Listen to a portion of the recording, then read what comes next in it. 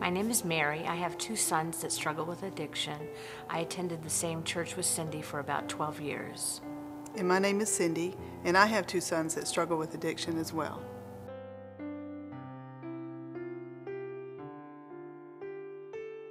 My family life was in complete chaos. I had a marriage that was failing because of addiction. My husband at the time suffered with alcoholism and drug addiction, and it was primarily binge drinking, and that caused a lot of pain in my children. Both of my sons needed an escape, so instead of doing the normal youth group, they started chasing whatever they could chase to numb out.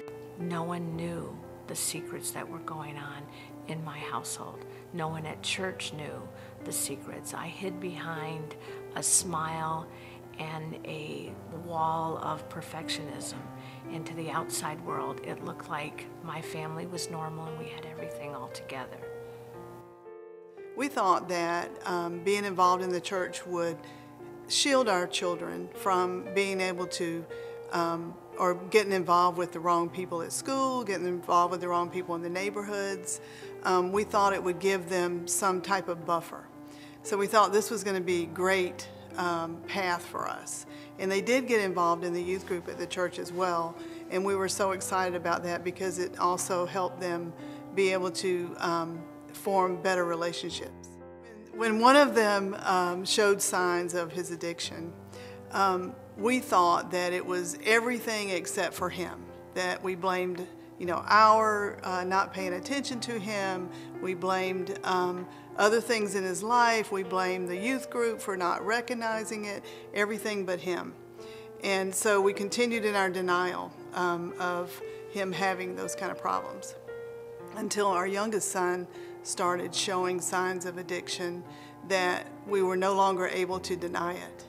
So we had to look at it really strongly and started to look around to see how could we get help. And our friends had no answers for us. Every time we asked one of our church friends, it was, you're not reading your Bible enough, you're not praying enough, you're not going to church enough, and we were there every time the door opened. So we were desperate to try to figure out what was going on. And there was no group for us. There was no place for us to go. We were steeped in shame and guilt because we thought we had done something wrong, that it had been our fault because we had not heeded the advice that we were given, or that we had done something to cause them to go in this direction. We didn't want anybody to know what was going on in our house. And it was all around the shame and guilt that we had.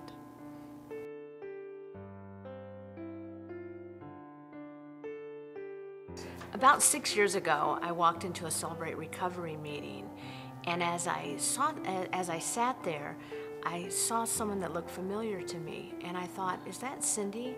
And I moved down a couple of rows, and it was Cindy, and I began to talk to her, and I discovered that Cindy and I, during our 12 years of going to church together, had similar struggles. Both of our sons were struggling with addiction, and neither one of us knew that we were going through the same thing at the same time. I went to recovery that night, and I saw Mary, and she came and she sat down next to me. I was so surprised as well because I had known Mary and her family. I knew her father and her mother. I just adored them. I remembered, how we all were so close at that church that we attended. And we had separated, so many of us had separated. It was so nice to be able to see her again. And when she started to share with me about her son, and I remembered him, I remembered what I thought about him and how I used to envy him because his grandfather was such a wonderful man and he was so involved in our church, and there was Blake with him. And I used to think, what a great family that they had. And when she started to tell me the struggles that he was having, I was shocked to begin to hear that, but at the same time I was so glad she was there in recovery and she had found the group that I had helped me so much. The first feeling that I had after I saw Cindy was regret. regret that I had spent all of that time alone when I could have opened up and shared with her. Years later, in part of my recovery, I learned that I had to let the walls down, because when the walls were erected, even the Lord couldn't get in and minister to me the way He needed to. The walls worked pretty well, but it kept everything out. And I just thought, what if back in that time period I had been able to share and been able to be authentic with someone else? And so I had some regret that I didn't know that about Cindy and she didn't know that about me.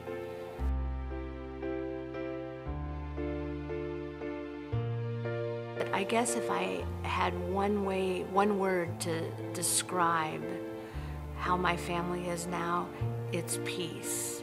I have peace and serenity that God is working, and He will continue to work and do the work that He began to do. My family life today is not free of troubles, but is very much more peaceful than it's ever been. My youngest son has 10 years sobriety. Once he decided to go through recovery, he stayed in recovery. And he'll tell you that the secret to that is giving. And he sponsors young men. He probably sponsors 3 or 4 young men at a time. He's been doing that for the past 10 years and still attends at least 3 meetings a week. He has successful business and doing well. My oldest son has struggled in and out of recovery. He's in recovery right now, put together almost 12 months sobriety. So we're very proud of him. And my marriage has been healed. God has really blessed us in 29 years of marriage this year. So we're very excited about that. And we're moving forward. And when our children, they're young men today, have problems, then we know we have the tools to deal with it. We know how to approach it. We know how to keep ourselves detached with love when they have issues, and we know how to deal with adult sons now. And it's all that we've learned through recovery.